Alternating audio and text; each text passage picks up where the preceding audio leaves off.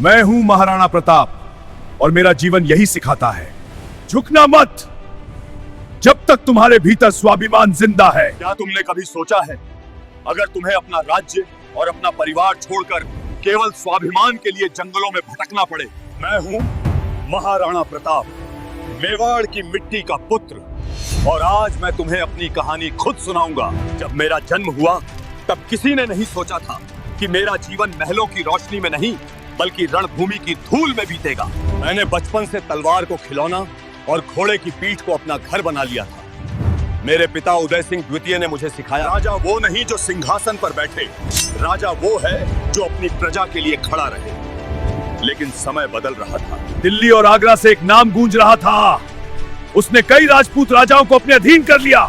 कुछ ने समझौता किया, कुछ ने झुकना चुना, लेकिन मैं झुकना नहीं जानता था।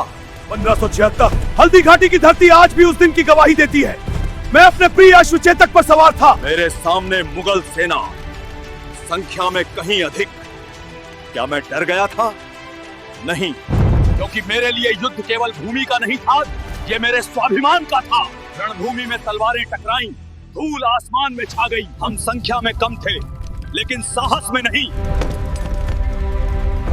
जब मैं घायल हुआ, चेतक ने मुझे रणभूमि से बाहर निकाल दिया।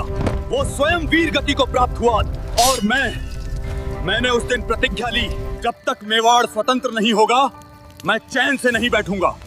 महलों की जगह जंगलों में जीवन बिताऊंगा। मेरे बच्चों ने घास की रोटी खाई। क्या तुम्हें लगता है मैं टूट गया था? नहीं, क्योंकि राजा की असली ताकत उसका संकल्प होता है। मैंने फिर सेना संगठित की, छोटे छोटे किलों को वापस जीता, मेवाड़ का अधिकांश भाग पुनः अपने अधिकार में लिया। मैंने समझौता नहीं किया, मैंने आत्मसम्मान चुना। आज लोग मुझे केवल हल्दी घाटी के युद्ध से याद करते हैं।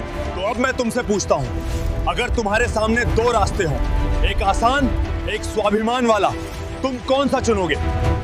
मैं हूं महाराणा प्रताप और मेरा जीवन यही सिखाता है, झुकना मत जब तक तुम्हारे भीतर स्वाभिमान जिंदा है।